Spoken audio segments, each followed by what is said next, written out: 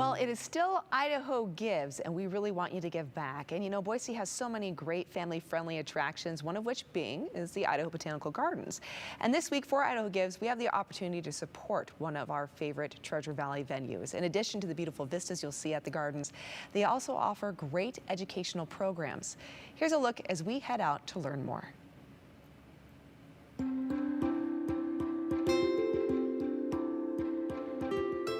Erin, this is absolutely gorgeous. We're at the Idaho Botanical Garden, and explain us this space. This is a community treasure here in the Boise Valley. Our mission at the Botanical Garden is to connect people, plants, and nature, and we're able to do that through our education programming for youth and adults, through our events like our Outlaw Field concert series, or Great Garden Escape, or Winter Garden Aglow, and then also just through the beauty of the space here. Our focus at the Botanical Garden is to plant flora and fauna that grow well here in the Treasure Valley, really regionally specific. And this, though it's incredibly serene and beautiful, has quite an interesting history in this space, right? It does. We are on the old grounds for the old penitentiary, the old state penitentiary. Right now we are standing in an area that was utilized for storage just up from what was Outlaw Field, the recreation yard for the inmates. Throughout the entire garden space, you'll see nods to the old penitentiary and some of the remnants of what was here in the past. What would you say are the most popular spots that people typically gravitate towards? That's a great question. Depending on the time of year, each one of our gardens provides a different type of experience. So in the summertime, right where we're at here in our English garden is very popular. As you can tell, it's about 15 degrees cooler than everywhere else. It is. So it's really lovely. We also have our Children's Adventure Garden. That's really popular with families and children. We continue to make updates into that space every year. And then we have our Lewis and Clark Garden, and that is provides a history that was documented by the Lewis and Clark expedition of all the plants that they found on their travels.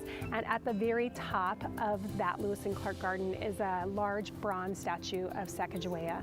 And so it's a really special space where you can come and learn about some Idaho history and just the history of the Native American people who lived in our area, and then also the Lewis and Clark expedition. Wow, so a fantastic educational experience as well. Absolutely. When you come here. Okay, well, can we go take a look at some of those places? Yes, let's go. All right. So Erin, where are we now?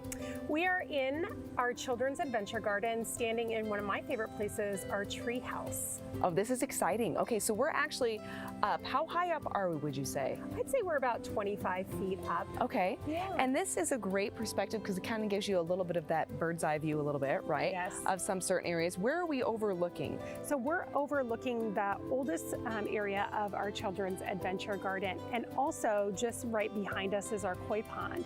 So this was the first addition to the garden. About 3 years ago, we added some more elements just on the other side. The best part about our children's garden is we are working, and we'll finally complete it this year, of fully fencing in the space. So parents can come out with their children, or grandparents can come out with their grandchildren and feel really comfortable in knowing that they can run free and wild, really feel that nature all around them, but not run too far. Yes, I like that, right? You know that they're going to be in that safe space. Exactly. Okay. And what are some of the things that kids can do in this space? Because I see here in the treehouse, there's a great like little kind of playhouse area. Yeah, we have a lot of different nooks that are here, whether it's a hollowed out tree log or little hiding spaces. We have a willow tunnel that takes the children through that garden area. We have hills for rolling down. We try and not program out the space so much that kids can't be creative within it. We want it to be really open for just some natural play elements. Wonderful. So plenty of opportunities for imaginative play, right? Exactly. Okay, Erin, so now we're at the top of the garden, just underneath the Table Rock area, actually, and the view is incredible.